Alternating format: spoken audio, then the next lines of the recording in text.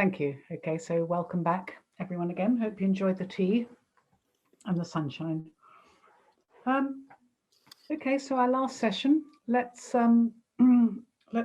got a couple of meditations to do again, and it'll be kind of a rounding up and a bit of a practical session as well. But actually, we've gone quite practical so far in terms of suggestions and ideas, but we can do much more of that. And very much, Monica, making the connection now with the world, our compassion in the world, well, as much as we can anyway. So again, another adapted meditation. This one I've adapted from that self-compassion.org website, Christine Neff's thing. And she had this lovely thing called affectionate breathing meditation, which is kind of nice, actually. I mean, one would hope that they would all be affectionate, but this one quite specifically focuses on that. And that leads into also our later meditation, which Mackie, you've mentioned earlier, which is the Tonglen meditation, which is, again, is very popular. People do find it very helpful, again, in terms of connecting between our own inner work and outside, the world outside that well, it's not outside actually. But anyway, the rest of the world that we are part of, and it makes that connection. So let's prepare ourselves for a short blast of affectionate breathing. So, as ever, physical posture. And again, regard even the sitting down to meditation. Sometimes if we meditate regularly, we just kind of plonk ourselves down like a big sack of potatoes and, adopt sort of the posture and hope for the best. But it is worth taking a bit of time. It is an act of kindness to really focus on what is the best posture for me at the moment and what is my body actually feeling at the moment, because we're so often out of touch with our body unless it causes us real pain or discomfort.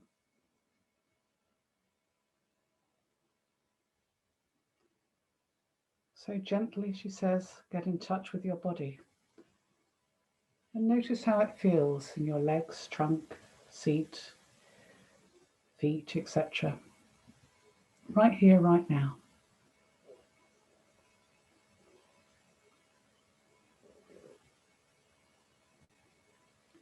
Be aware of any sensations, tingling, throbbing, spaciousness. Some will be pleasant, some unpleasant, some neutral. Whichever.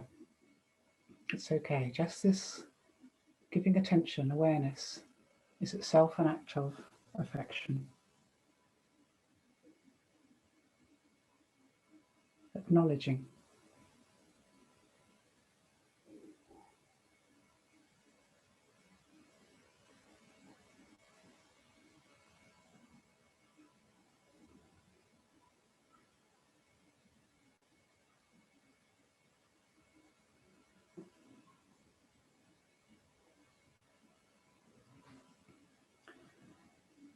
Take 3 deep breaths, and as you breathe out, let any tension from the day go, be dissolved.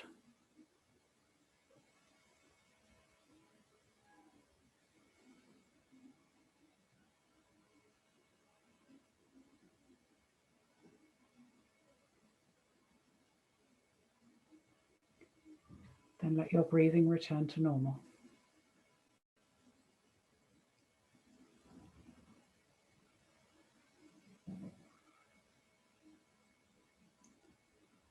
And wherever you feel the breath more strongly at this particular moment, then anchor your attention, your awareness just there.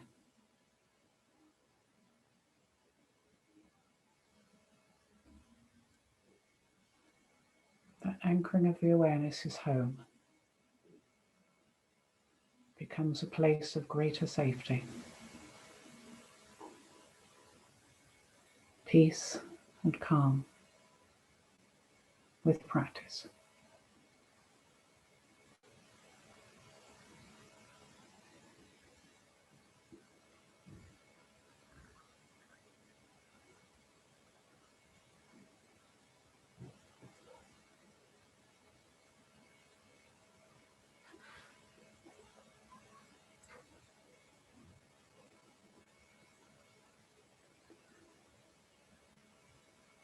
So adopt a little half smile, just slightly raising the corners of your mouth. Not strained or forced, just a little smile with the mouth gently closed. How does it feel when your face adopts a position of peace and contentment?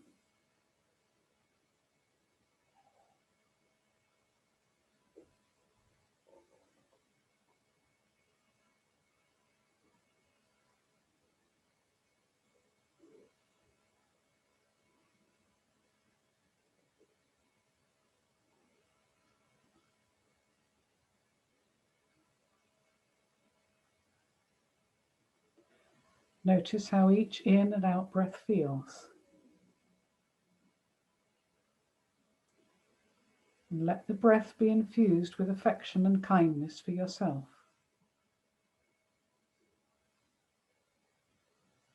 and affection and kindness for others.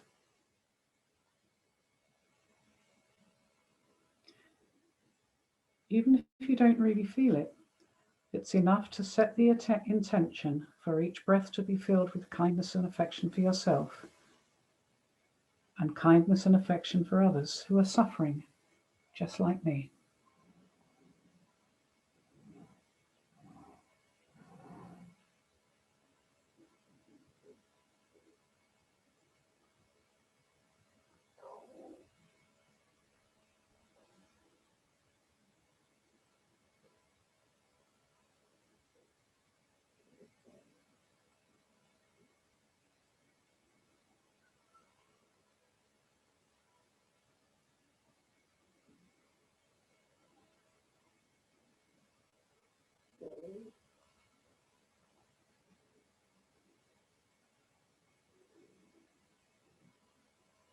Your mind will naturally wander. It's what minds do. It's very natural and very human. Everyone does it.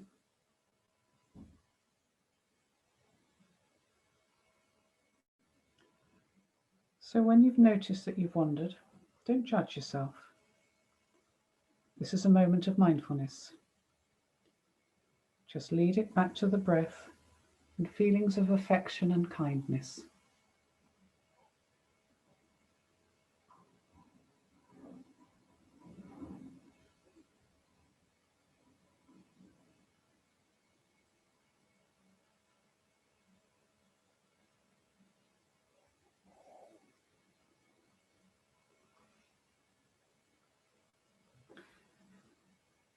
If it helps, you can hold your hand over your heart area and feel the warmth there. Or maybe place one hand on top of another in a gentle caress.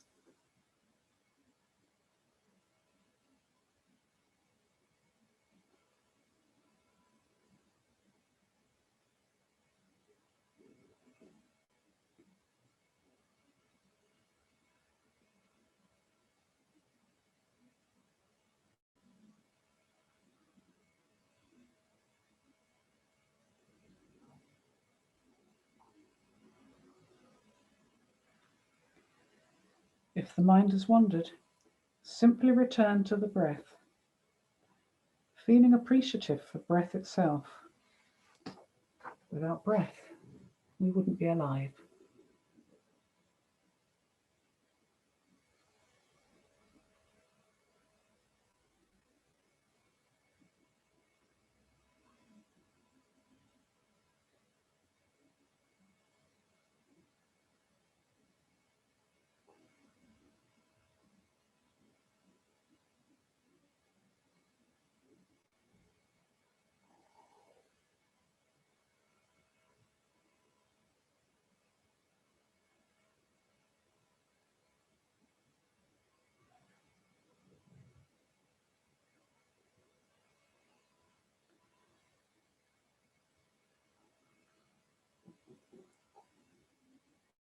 Notice each breath as it enters and exits the body, holding kindness and affection for yourself and for others.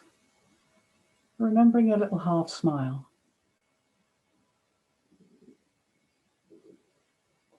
And if the mind wanders, tenderly and gently bring it back to the awareness of each breath.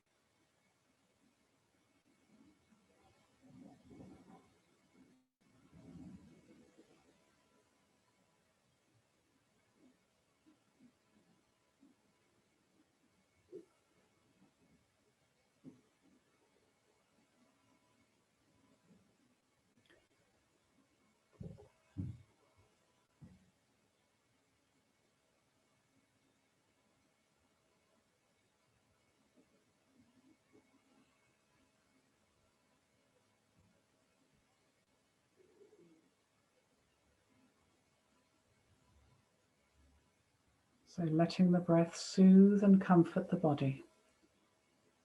Releasing any tension as you observe the gentle flow of the breath in and out of the body.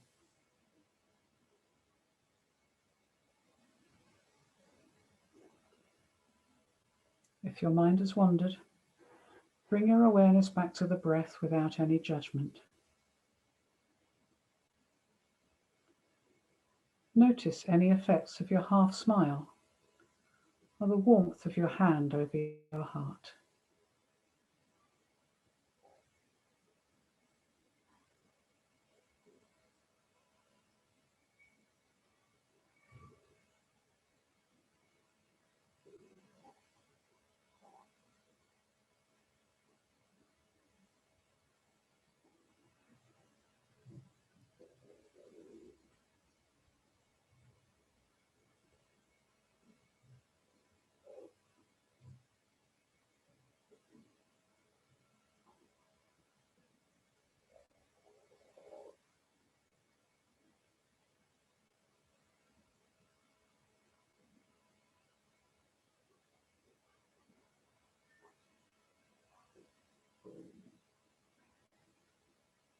Breathing kindness in and out, focusing on the intention of kindness for self and others, of affection and goodwill for all beings, including yourself.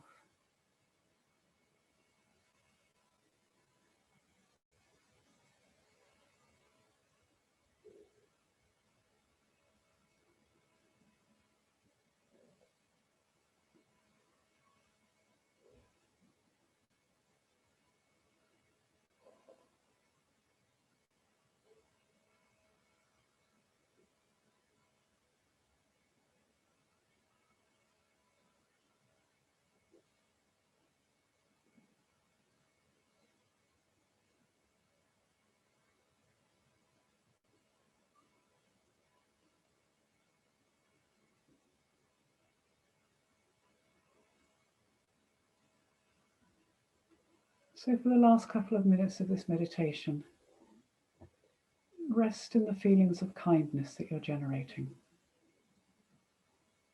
Again, allow them to imbue your body.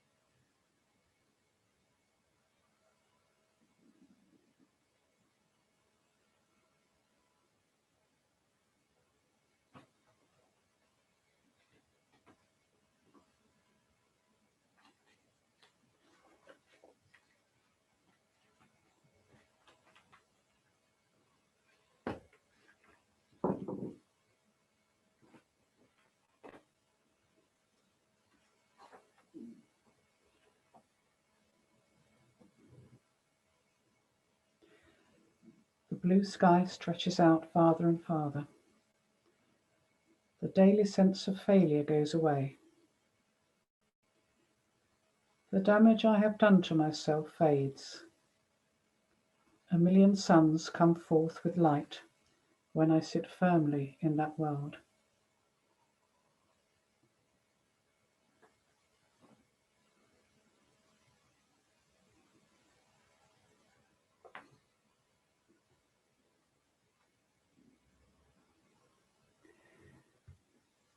Okay, and gently end the meditation.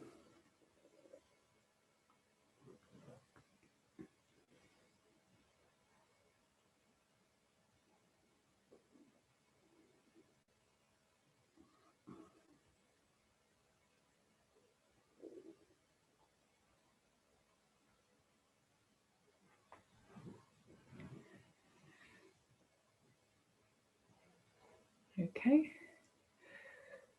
So here we go. I'd like to tell you a story now. You may well have heard it before, but it's one of my favourites. And actually, I've known it for a long time and retold it many times. But just the other day, I came across a version of it, which I had heard before, I'm sure, but I'd forgotten. And this new version has a different ending, or an extended ending, which I think is important for what we're doing now. So one day after a stormy night on the beach, there was a young girl walking along, and as she walked along, she could see that the beach was absolutely covered with hundreds and thousands of starfish who had been blown up out of the water during the storm the night before. And then as the tide receded, they were stranded there. And if they couldn't get back into the water pretty quickly, then they would die. So she noticed, she was touched, she cared, and she was moved to act. So as she walked along the beach, she picked up a starfish, threw it back into the water, picked up a starfish, threw it back into the water, picked up a starfish, threw it back into the water, and continued to do so. And as she was walking along, a grown-up, with much more self-importance perhaps than sense, stopped her and said, "What do you think you're doing?" She said, picked up a starfish, threw it back. "I'm saving the starfish." And he says, "But look at them all, there's so many. You know you can't make a difference." She looked at him, she thought a bit, she bent down, she picked up another starfish and threw it back into the water. "I made a difference to that one," she said. And so she continued, picking up starfish and throwing it back in the water. And that actually, if the story ends there, which is how I have told it in the past, that's a powerful enough lesson, isn't it? Particularly when we're faced with climate change, ecological disaster, pandemics, and all the rest of it. We can feel this overwhelming hopelessness that terribly sensible grown-up thought, "I can't make a difference." But we can make a difference to the people around us. And if everybody, well, let's go on with the next bit of the story. But even that, if we make a difference to the people around us, then our lives haven't been wasted, it seems to me, if we can make a positive difference. But anyway, she carried on, picking up a starfish, throw it back in the water. You can probably see where it's going, picking up a starfish, throwing it back in the water. And after a while, that terribly self-important and sensible grown-up thought a bit, saw what she was doing, and thought, okay. He bent down, picked up a starfish, threw it back in the water. Bent down, picked up a starfish, threw it back in the water. And he soon caught up with her, and so they chatted and had quite a pleasant time, got to know each other a bit better as they walked along. And then others on the beach noticed what they were doing, noticed the starfish where maybe they hadn't seen them before. So soon there was a whole crowd of people walking along, picking up the starfish, throwing it back in the water. So really we do this work and it can seem so little and small, can't it? And yet we don't know how far the ripples will go. Maybe they won't go very far, but at least we've done something, and that doing of something, I think, is what helps keep us sane, to be honest, in this time. And if everybody does a little something, then who knows where we might end up in this time. So, so there we are. That's kind of how, to me, how what we're doing connects with the greater world. We can't end poverty. We can't end sickness. We can't end any number injustice. But we can try our best to deal with them where they appear around us in a skillful way. And we can at least try our best not to make things worse, not to make the situation worse. And compassion, to me, is the bedrock of that. In fact, the Dalai Lama, one of the quotes on all the kindnesses. Hang on, let me fertle through my papers.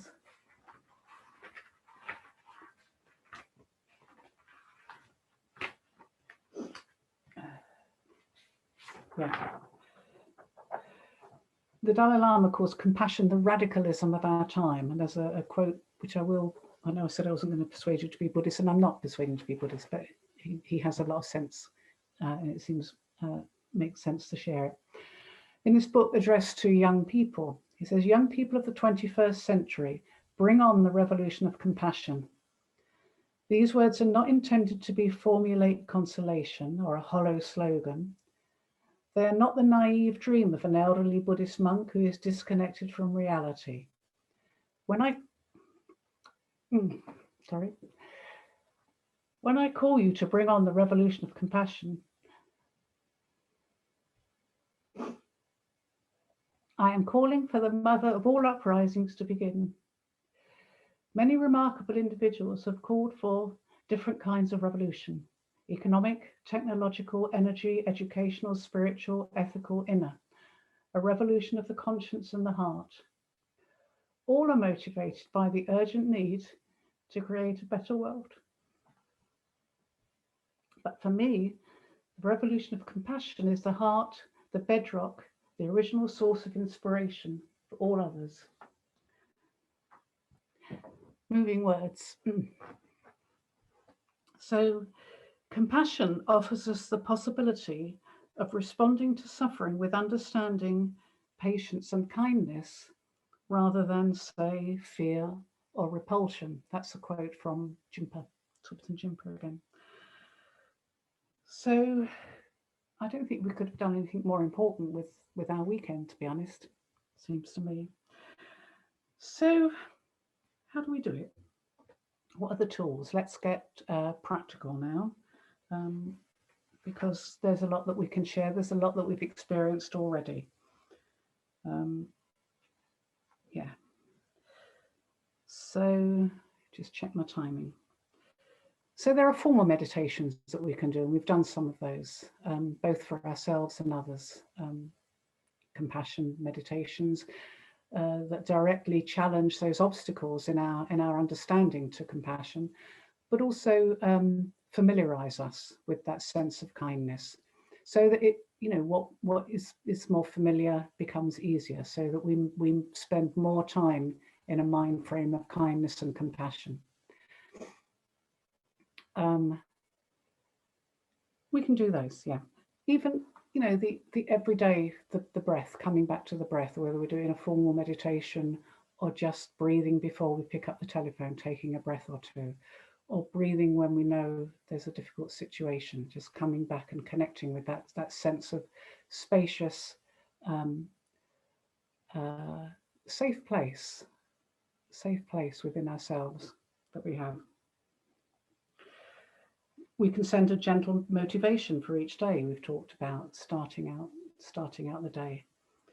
May I avoid harming myself or others today, and may I help where I can. And then checking when we go to bed. How did it go? What thoughts do I want to take with me into my sleeping hours? And if you spend as much time in bed as I do, that's quite a lot of hours. We can within each day. I think this comes from Christine Neff as well. She has these 5-minute self-compassion breaks when we're struggling, and we know we're struggling, we recognize that. We can say to ourselves, this is a moment of suffering. We acknowledge it's mindfulness. Suffering is part of life, our common humanity. And may I be kind to myself. May I do what I need to do for myself. We can also, in those moments, notice how the body feels. Again, I said at the beginning that we spend so much time often in our minds that we get out of touch with our bodies, and we do all sorts of things, holding tension within it, and just not responding, not noticing, not caring about pains or difficulties that we have until they become too much. We can be kind to ourselves by checking our bodies, noticing how it feels, and allow it. Again, not judging, just acknowledging, recognizing. We can do mindful, what I call mindful reframing. So in other words, we become aware of those negative self-talk, self-critical thoughts. You know, you fool, you've done it again, you've embarrassed yourself, you've shown yourself up, whatever. We can become aware of those, and then we can think, it's okay, don't worry, you know, things happen, that's the way it goes. And we can gradually reduce the power and the impact of those and the frequency. And we know that they're just thoughts, they're not facts. You know, I got it wrong. Yeah, but I'm not an idiot. I got it wrong. That's the way it goes. It's a thought. And then we can find ways of reframing it. You know, kinder self-talk, more gentle self-talk. We can work with phrases, note them down when we think of them, when we hear other people saying them.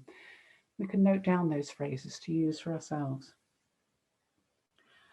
And then in life, generally, we can, this is sort of my collection, we can cultivate joy. We can enjoy those moments of the sun shining, of the, you know, the glimpse of the birds, the song of the birds. Allow ourselves to really be with them for the few seconds that they're there, and rejoice that we were able to share those at that moment. And gratitude and appreciation for ourselves, for those good qualities that we do have, for those kindnesses that we do carry out, and for others as well. Recognizing everything we have, everything we do, everything we eat, everything we know comes from other people. Actually, just reminding ourselves of that fact in detail, in nitty-gritty detail from time to time, can really add to that sense of connection and joy and gratitude, and those uplift the mind. And then in emergency, eat cake, eat chocolate, do what we need to do. Because, you know, we're human. And that's, yeah, those are my suggestions. I would, the only thing I would say before I kind of open up to others' suggestions that we have, or those suggestions also that, not mine, that I've collected from the reading and other people's suggestions we've talked about, but I would just say beware of any antidotes that are there to feelings of despondency or not good enough or not coping with suffering and things like that. We can, if we're not careful, we can apply those antidotes, stick on the sticking plaster too soon, too quickly. Can be known as spiritual bypassing. Okay, they're suffering, right, I'm going to meditate. I've got a headache, right, I'm going to meditate. Or I don't like this, I'm going to do this. And that can be a way of avoidance. We can use, like I think I said yesterday, we can use anything, you know, mistakenly, in a sense, and we can use it, squeeze it into our habitual patterns.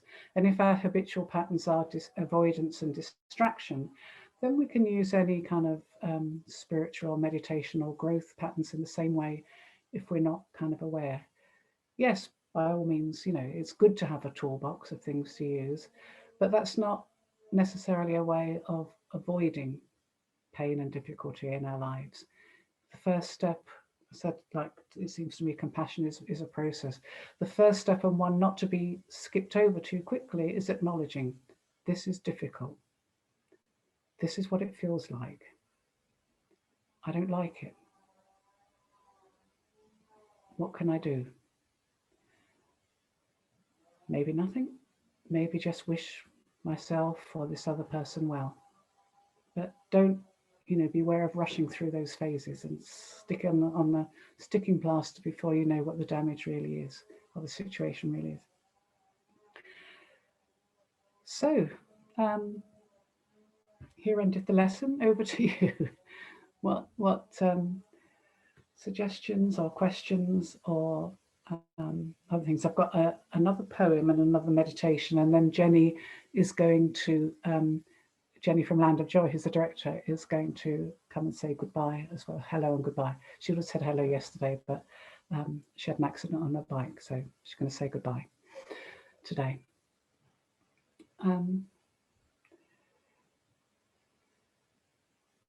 Any thoughts?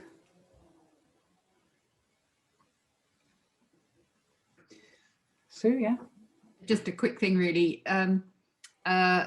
My little thing with thoughts, which is kind of doesn't always work, but is that picking up on what you said, Lynn, about thoughts are just thoughts, they're not facts. You know, as soon as I give thoughts meaning, or what I call legs, if I give my thoughts legs, you know, they're like those very, very quickly in seconds, they're like naughty elves, and they just run through my whole body in seconds. You know, those legs just take over. So it's and often for me, the thoughts, I give thoughts meaning when I have that self-doubt. As soon as self-doubt creeps in, then the thoughts grow legs and have meaning.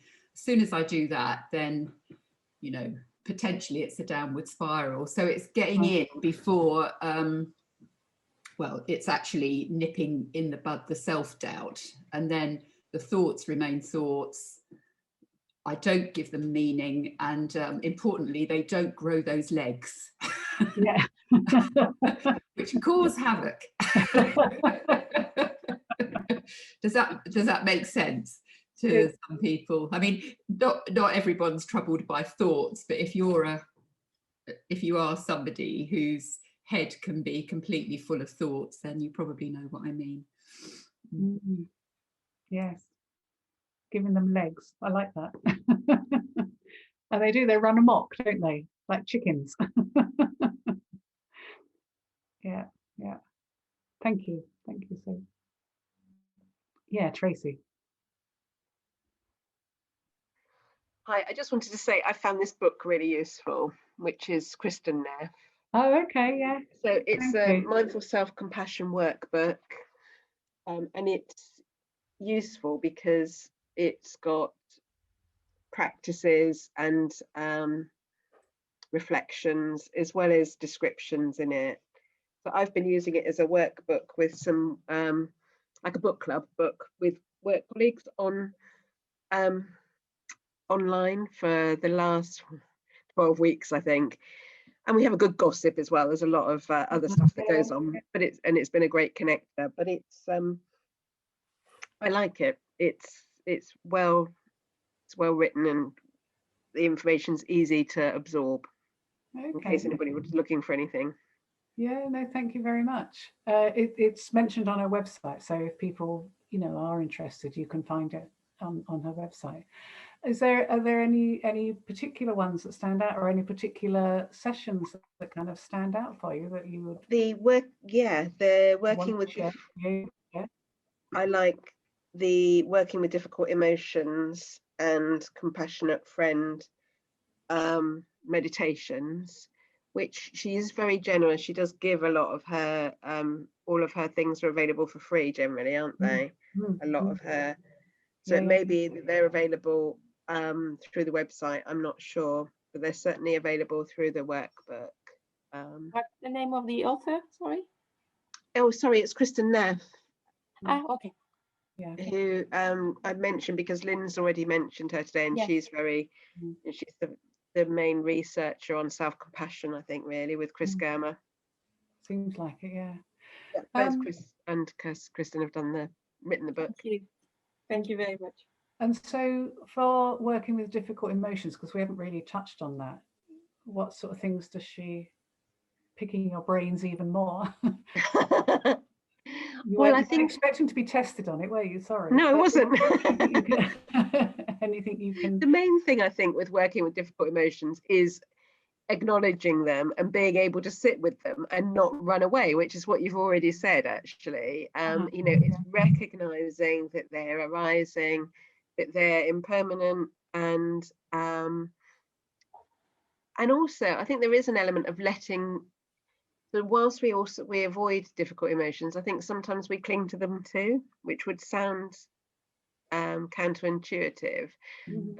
I think what she's saying is you acknowledge them, you recognize that they're there right now, but you don't sink into them, and you let them pass, and you recognize that they'll pass. I can't think there's any magic technique other than those things that she uses, apart from, you know, giving yourself compassion for feeling, but going through this difficult emotion. I think it's much more about sort of acknowledging. Yeah. Okay, thank you. I'll test over now. Thank you very much. You passed with four colours. And yes, I forgot what I'm going to say. Anyway, yeah, thank you very much indeed. That's really helpful. I'll have a little look at that book as well, I think. Get that. Anne, you had your hand up. Sorry. Yeah. But only to just reinforce what Tracy said, I'd actually written on my pad that useful tools for me have always been acceptance, and that helped me let go, which is pretty much what you were saying, wasn't it? Mm-hmm. And I think, you know, however difficult the situation, having been through whatever the shock is of the situation, process what you can, at the end of the day, the acceptance is a huge freedom maker.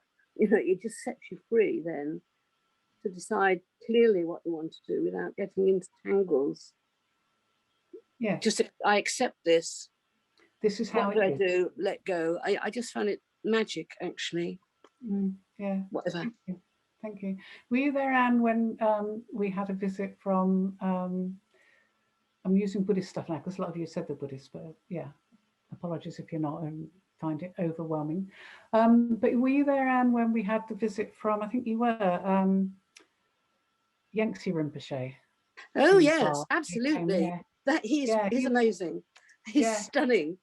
And he had said this thing that really, it really struck me.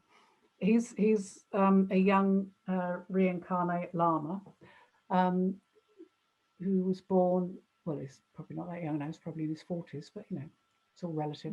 But a lot of his life has been spent in the West. Had a Tibetan education, but also he's a lot of experience of being in the West. And one of the things he said was, you know, in Buddhism and in other religions as well, they have a mantra, you know, a thing that we can repeat to, you know, that gives power and positive energy to us. And he says the mantra he said I often use, only half joking in the West, is Om, it's okay, Soha. And that, I think, is behind the acceptance. It's okay, Soha. And, you know, you read into it what's there at the time, but you know, but I think there's that acceptance, and it will pass.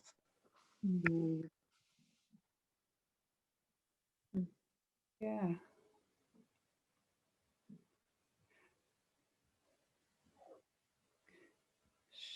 Shall we go on to do the next meditation, because it could be quite a longer one, and then we can just kind of finish up after that, and then we know we've done everything.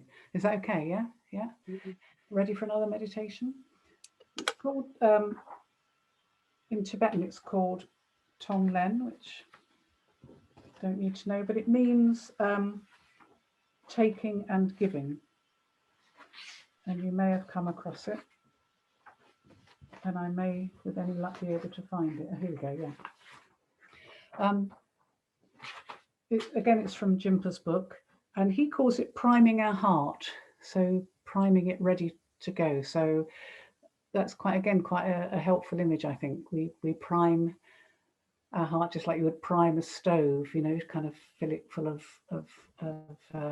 fuel so that it's easier to light. So if we prime our hearts with compassion and with kindness, then we're more likely to kind of be able to give out to respond with compassion and kindness rather than with fear or repulsion. So again, settle yourself physically, ready and in a supportive posture.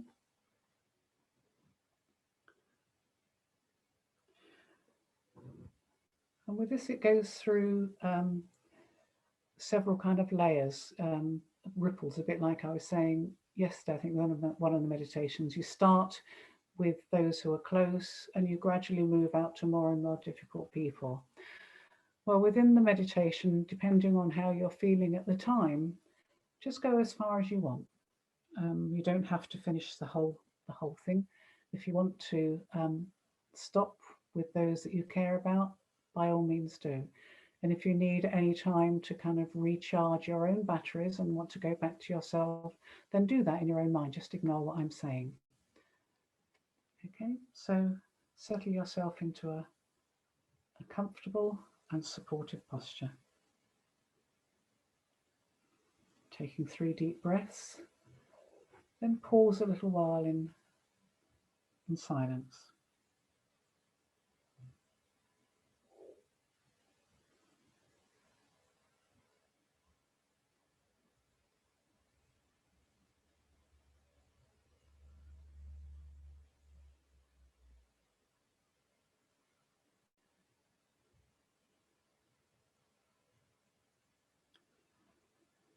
So choose someone to start with as a focus for this meditation. It could be a loved one, particularly someone who's going through a difficult time. Or actually you could choose a group of people displaced from their war-torn home, for example, or struggling to get by in a cramped refugee camp. Whatever, but try to see real people there, or feel that there are real people you're focusing on.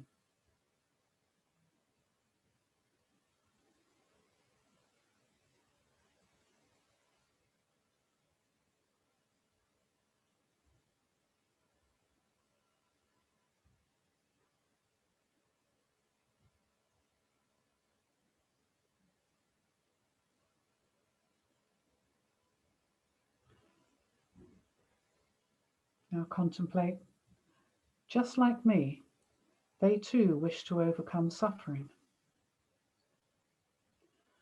And on the basis of this recognition, generate a sense of concern for their well-being and the wish that they be free of pain, fear, and sorrow.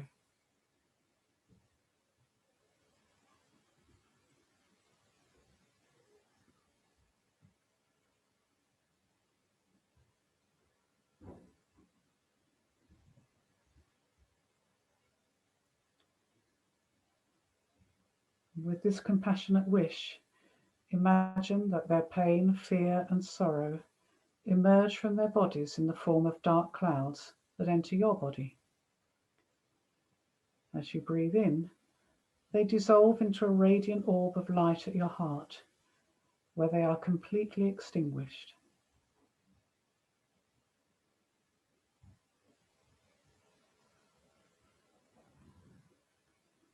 And imagine that as a result of your taking away their suffering, these people become free from pain, fear, and sorrow.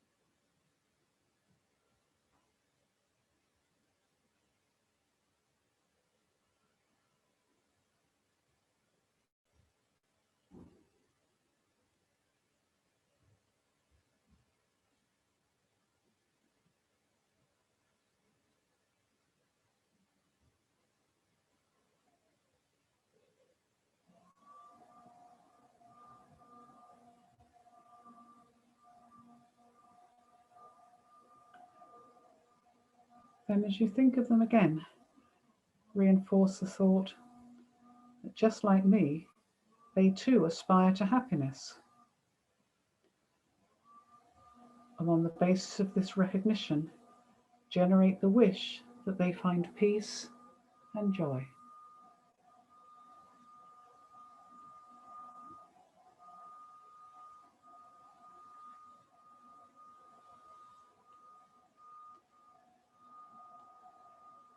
And as you cultivate these caring thoughts for them, and as you breathe out, imagine sending white clouds and light rays from your heart that touch them, bringing them your compassion, your joys, your good fortune, and everything that is good in you. Imagine that they find peace, strength, and happiness.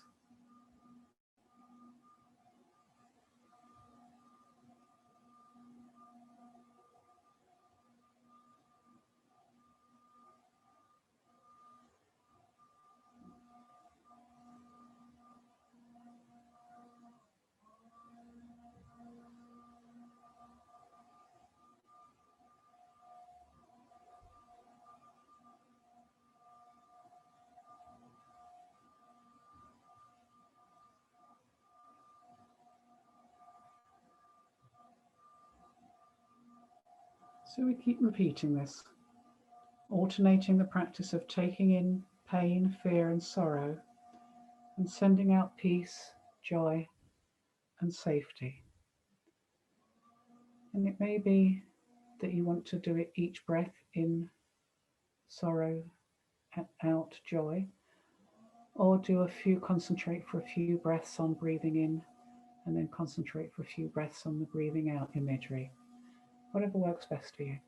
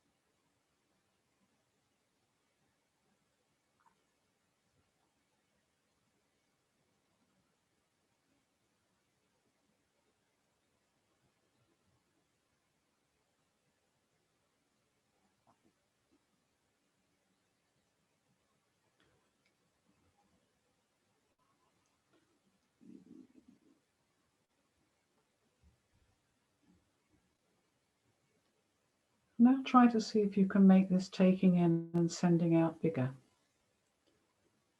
Say if you've just done Tonglen for a loved one who is going through a difficult time, extend it to many others who might be in a similar situation. Take in and send out.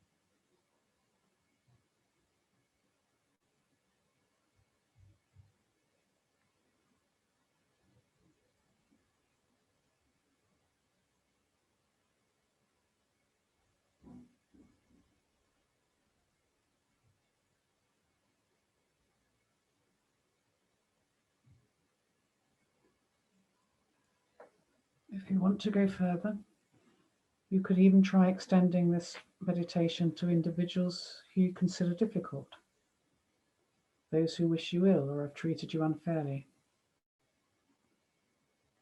Contemplate that they too, just like you, don't wish to suffer. They too just wish to be happy and have peace. If you feel courageous, you might want to give that a try. If not, stay where you're comfortable.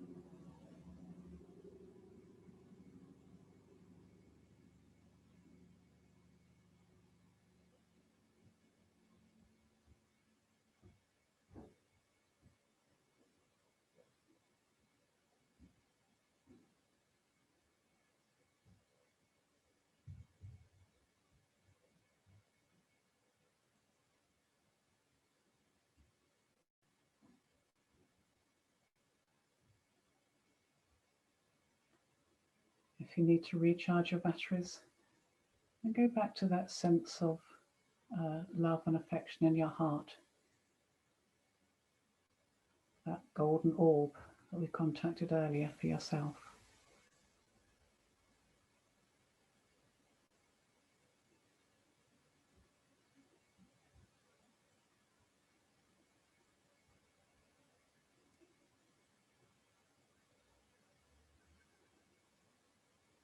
And when you're ready, reach out again. And if your heart feels really big, you can extend Tonglen, taking and giving to all beings. Imagine taking away the pain, fear and sorrow of all beings, sending them your loving kindness and compassion.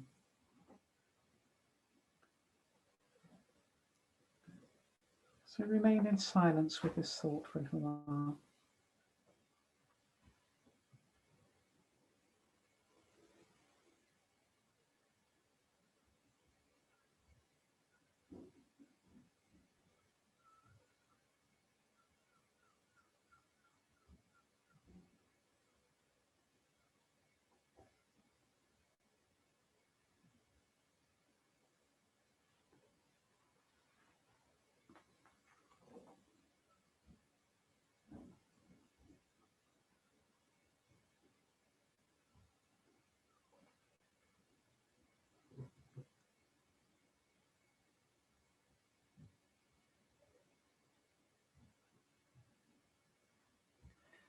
And then just to finish the meditation, I'll read you again another thing from the Dalai Lama, my hero, to give us confidence. He says, to think of the immense well of potential hidden deep within our being, to understand that the nature of mind is fundamental purity and kindness, and to meditate on its luminosity will enable you to develop self-confidence and courage.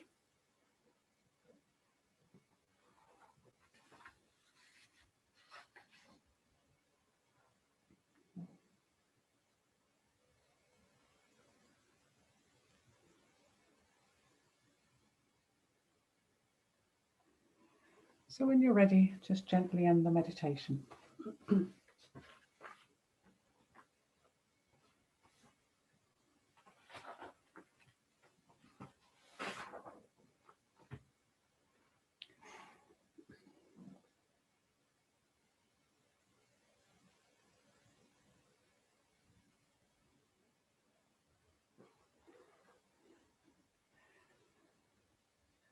Okay, so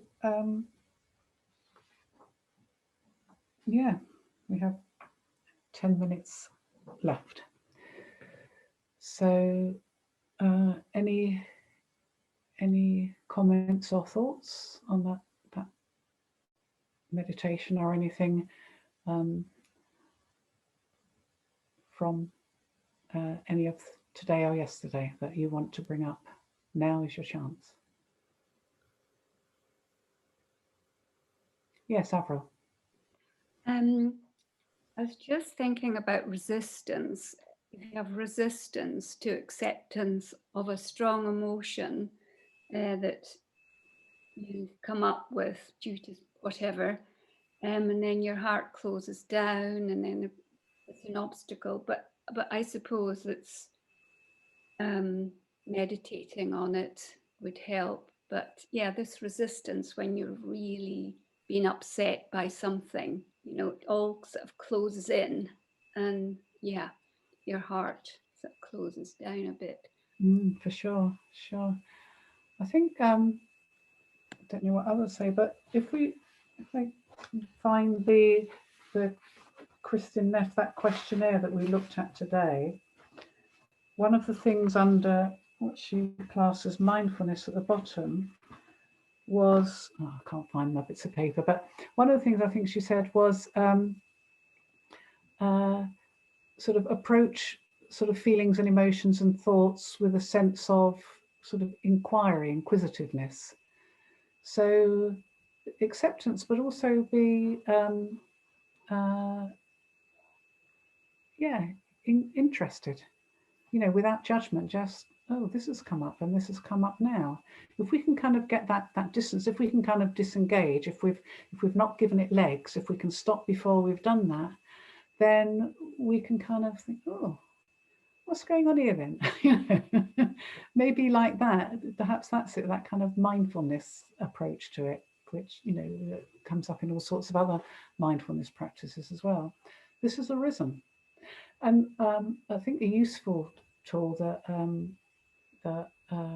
I take from that, those kind of processes, is not, is again, it's a matter of words, but tweaking, but can make a big difference sometimes. It's just, instead of I'm angry or I'm upset, where we're totally identified with it, and that's what I was doing in my hand,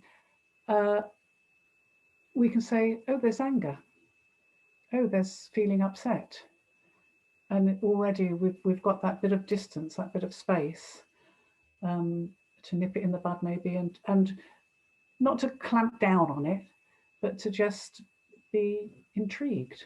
Oh, what's going on here then? That's interesting. Maybe like that, perhaps. Does that make sense? Yeah. Thank you for the questions. Good one. Because resistance will arise, won't it? Of course, we don't like it. So we're habituated to push away that which we don't like. And if we can blame that which we're pushing away, so much the better. And if we can get others on our side, even better still. You know, there's all sorts of ways these, you know, we can kind of keep these things going. But so the courage is in just saying, oh, look, there's anger. Oh, look, there's jealousy. That doesn't feel very nice, does it? How does it feel? That's another thing that did a mindfulness retreat. And I was going through quite a lot of anxiety at the time. And they said, well, where is it in your body? I don't know. Well, notice. Look and observe. That getting in touch with our body as well is also part of that kindness and that growing awareness, I think, because our body, where I don't know, Leslie, you probably know as well, but in yoga, they say, emphasize a lot that we hold a lot of even trauma in our body, and that we can work. Is that right? Yeah.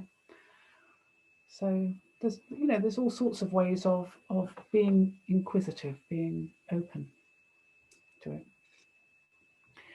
Okay, well, shall I read you this last poem? Because I wanted to send you out with this, because I think this is a really lovely one. This is by a poet, I'm not sure if I'm pronouncing this right, it's Nigerian in origin, called Ni Osundare.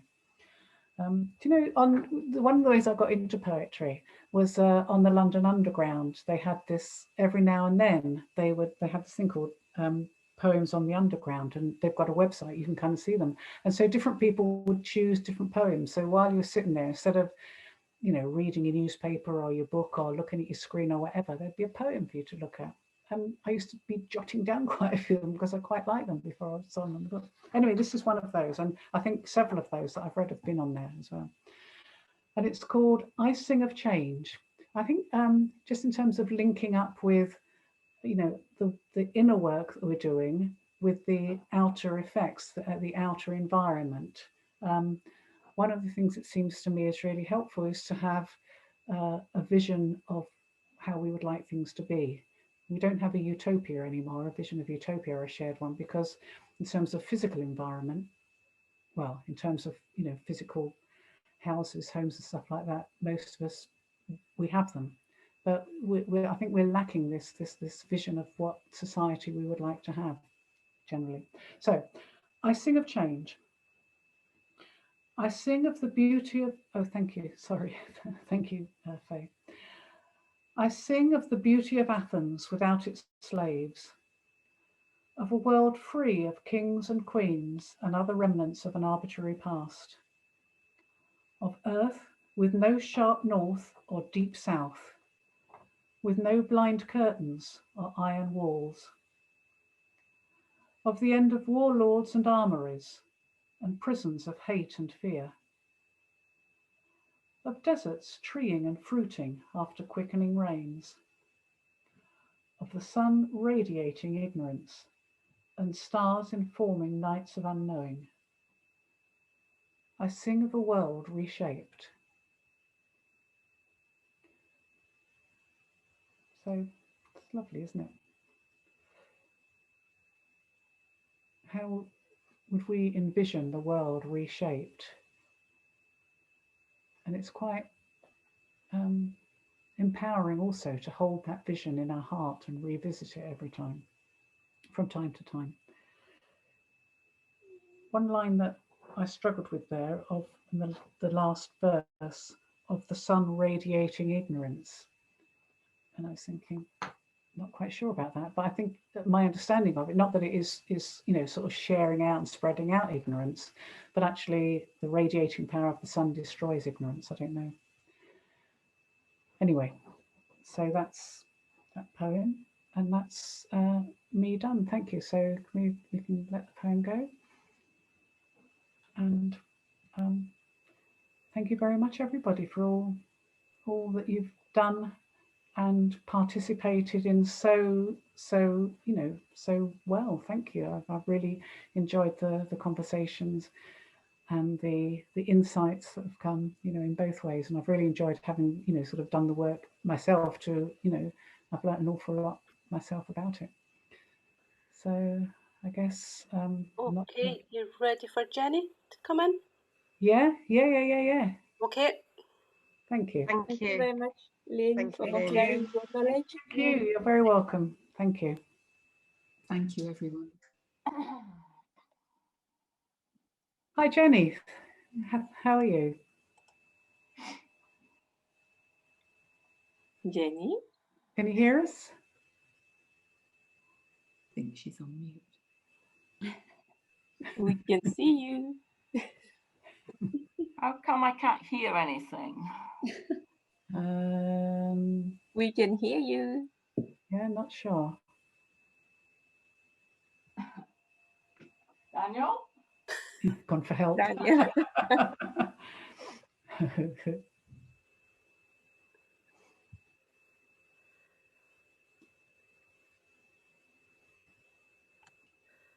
Anyway, once again, everybody at Land of Joy is a volunteer.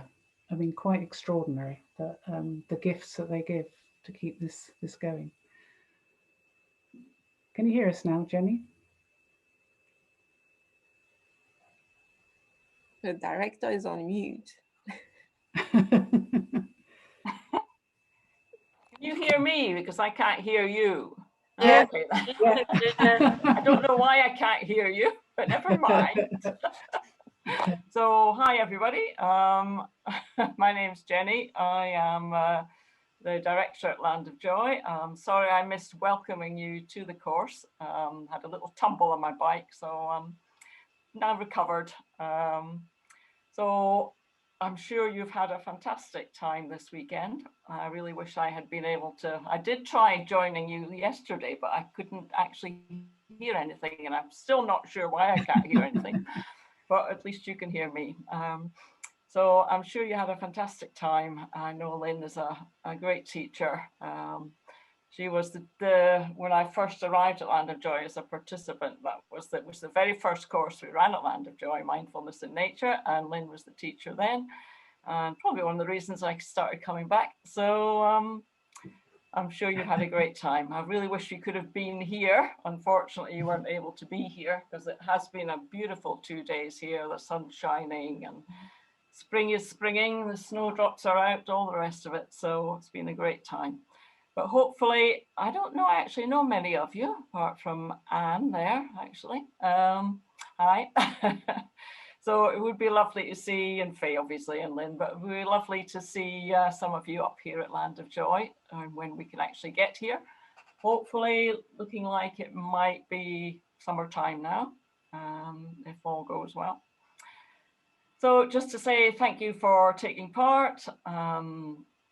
And thank you for any support, all the support you've been giving us in the last few weeks, months, years, even. Can't believe it's been a year really since we last had a course at Land of Joy. It doesn't seem possible. So we are actually really looking forward to having people back.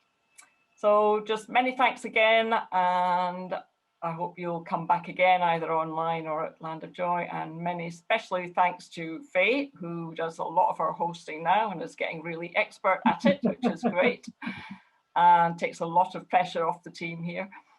And many, many thanks also, obviously, to Lynne, who puts all this work in and who is a fantastic facilitator. So that's all from me. Many thanks. I wish I could hear you, but since I can't, I'm not sure what to do. Doesn't make any sense. No. Yeah. Okay, well, thank you very much, Jenny. Bye. Thank you, everybody. And really lovely to see you. Oh, Thank you. why Thank you. can't I hear anything?